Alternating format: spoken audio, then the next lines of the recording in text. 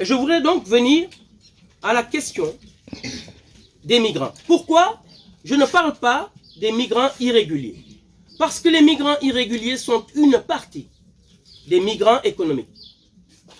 Je voudrais donc vous indiquer que ces migrants ont des droits.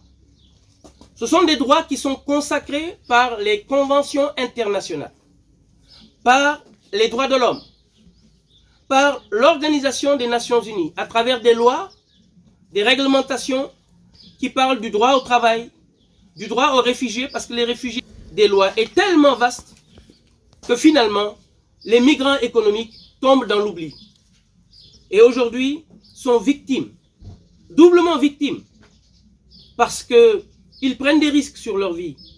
Et lorsqu'ils arrivent, on les rapatrie souvent, dans des conditions difficiles, sans respect de leurs considérations humaines. Pire, ceux qui meurent sont jetés à l'eau, avec juste des photos parfois aux parents. Aucun respect pour la personne humaine. Les migrants qui sont déjà dans les milieux d'accueil, dans les pays d'accueil, souffrent depuis longtemps de précarité. Ils ne sont pas respectés par les pays d'accueil. Et notre État n'a encore pas trouvé la voie pour les sortir de là. C'est pourquoi nous proposons ici, au chef de l'État et aux futurs parlementaires, de mettre en place urgemment un projet de loi portant code des migrants économiques. Je pense qu'à aucun moment, vous n'avez entendu parler d'un tel code. Eh bien, le Sénégal doit pouvoir mettre en place un tel code. Quel serait son intérêt? Pour l'exposé des motifs, son intérêt serait de considérer cette situation humaine catastrophique, mortalité, déshumanisation, pauvreté induite, parce que les parents qui restent voient leurs forces travailleuses partir et parfois périr. Le manque de considération des migrants, qui est quelque chose qui est inadmissible vis-à-vis des conventions internationales. La déstabilisation des familles, à travers y compris les dénonciations qui sont faites. Et des communautés aussi. Mais surtout, il y a également l'effet dévastateur sur la macroéconomie. Si vous voyez ici, dans la commune de Foundiougne, les principaux réparateurs de moteurs de pirogues sont partis. L'exposé des motifs est donc clair. Il ne fera l'objet d'aucune ambiguïté. Maintenant, quels sont les objectifs? Les objectifs également sont pertinents et doivent attirer l'attention de tous les parlementaires comme une urgence à régler pour le Sénégal. Cette proposition de loi, que comportera-t-elle? Elle comportera la définition d'un statut pour le migrant. Le migrant doit avoir un statut pour qu'il puisse être respecté. Il doit avoir aussi des droits associés. Nous devons dépénaliser le délit. Aujourd'hui, de nombreux migrants se trouvent en prison comme une double peine.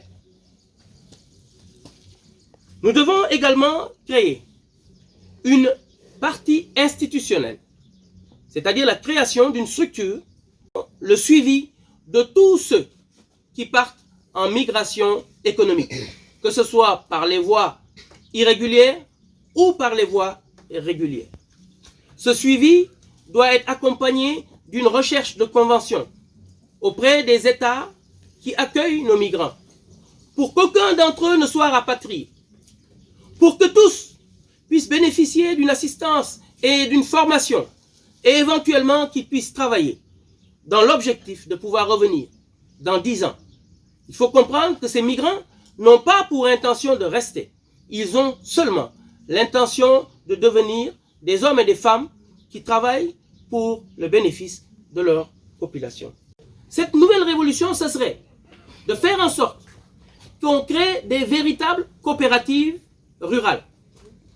Il faut savoir qu'il existe des coopératives aujourd'hui, mais On les appelle coopératives, mais en réalité, ce ne sont pas des coopératives. Ce sont des centrales d'achat, tout simplement. Elles achètent les intrants et elles les redispatchent au niveau de leurs membres.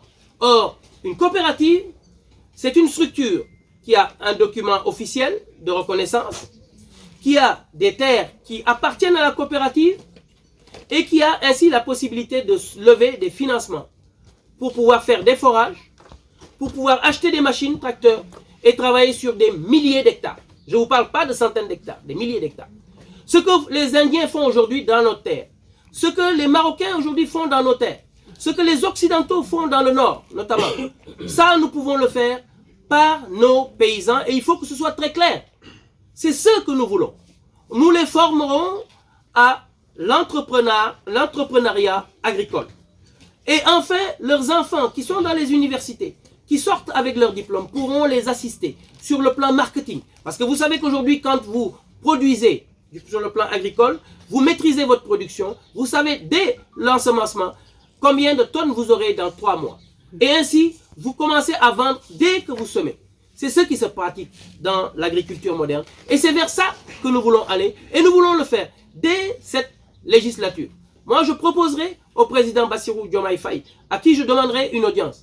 Je lui proposerai de me laisser la possibilité d'organiser ce test ici sur le département de Foundiougne, où nous pourrons regrouper des coopératives de 200 voire 300 personnes avec une sécurisation de leurs terres pour pouvoir faire en sorte de démontrer à tous les Sénégalais qu'on peut faire de nos agriculteurs des véritables entrepreneurs agricoles. Donc ça, c'est sur la partie coopérative agricole. Mais il y a bien évidemment des nombreux rattrapages. J'en ai parlé à la RTS Fatick il y a quelques jours. Nous devons rattraper le retard. Malheureusement, toutes ces dernières années, de nombreuses lois ont été faites dont l'objectif était tout simplement de voir comment bloquer les adversaires, comment bloquer les concurrents. Et c'est pour ça que la plupart de ces lois portaient sur le code de procédure pénale et le code pénal. Pour faire en sorte que dès que vous bougez, on dit « Ah, voilà un terroriste, on l'arrête ». Mais il n'y a pas que ça. Il y a le code électoral aussi qu'il faut qu'on assainisse. Vous avez vu cette histoire de parrainage qui est une aberration. Mais il y a également d'autres projets de loi qu'il faut qu'on fasse sur le plan économique, sur le plan de la construction. Aujourd'hui, par exemple, vous voyez les incendies qui se passent dans les marchés et autres. C'est tout simplement parce que la loi qui existe sur le règlement incendie est une loi qui, tenez-vous bien, date de 1969. Madi Sissoko. Les lois, elles doivent évoluer avec le temps. J'ai proposé à la direction de la protection civile de faire en sorte qu'on ait une nouvelle réglementation sécurité incendie. Si j'arrive à l'Assemblée nationale, ça fera partie des propositions que je ferai. Je profite d'ailleurs pour vous dire que le code de la construction qui a été voté en 2009 dernier a été fait sous mon impulsion à travers l'association des bureaux de contrôle sénégalais. Donc, nous avons beaucoup un monde d'entrepreneurs agricoles, d'entrepreneurs ruraux. Et cela rejoint le projet que nous avions au niveau du Parti pour l'Action Citoyenne, que nous avions depuis 2019, et dont j'avais parlé à Ousmane Sonko à l'époque.